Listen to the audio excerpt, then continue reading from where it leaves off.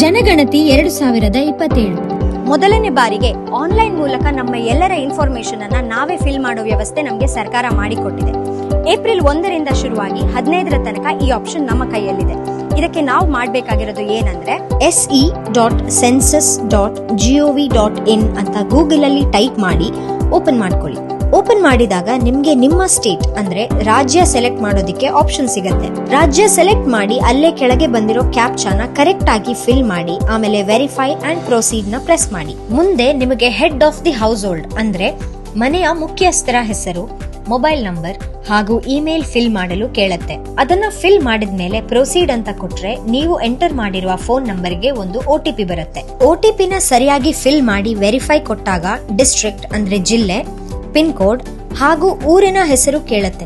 ಅದನ್ನ ಸರಿಯಾಗಿ ಫಿಲ್ ಮಾಡಿ ಸರ್ಚ್ ಬಟನ್ ಕೊಟ್ಟಾಗ ಮ್ಯಾಪ್ ಅಲ್ಲಿ ಲೊಕೇಟ್ ಆಗತ್ತೆ. ಅದು ಸರಿಯಾಗಿದೆಯಾ ಅಂತ ಚೆಕ್ ಮಾಡಿ ಸೇವ್ ಅಂಡ್ ಮೂವ್ ಆನ್ ಅಂತ ಕೊಡಬೇಕು. ಅಷ್ಟಾದ ನಂತರ ಸ್ಕ್ರೀನ್ ನಲ್ಲಿ ಬರ್ತಿರುವ ಇಂಥ ಎಲ್ಲಾ ಪ್ರಶ್ನೆಗಳಿಗೆ ನೀವು ಸರಿಯಾದ ಮಾಹಿತಿಗಳನ್ನ ನೀಡಬೇಕು. ಮಾಹಿತಿಗಳನ್ನೆಲ್ಲ ಕೊಟ್ಟಾಗ ಕಡೆಯಲ್ಲಿ ಫೈನಲ್ ಸಬ್ಮಿಟ್ ಅಂತ ಕೊಡಬೇಕು. ಸಬ್ಮಿಟ್ ಕೊಟ್ಟ ಮೇಲೆ ನಿಮ್ಗೆ ಸಬ್ಮಿಟೆಡ್ ಸಕ್ಸಸ್ಫುಲ್ಲಿ ಅಂತ ಬಂದು ಅಲ್ಲಿ ಒಂದು SEID ಅಂದ್ರೆ ಸೆಲ್ಫ್ ಎನ್ಯೂಮರೇಷನ್ ID ಅಂತ ಬರುತ್ತೆ. ಆ ಐಡಿನ ನೀವು ಸೇಫ್ ಆಗಿ ತೆಗೆದಿಟ್ಟು 16ರ ನಂತರ ನಿಮ್ಮ ಮನೆಗೆ ಬರುವ ಸೆನ್ಸಸ್ ಟೀಮ್ ಅಂದ್ರೆ ಗಣತಿದಾರರಿಗೆ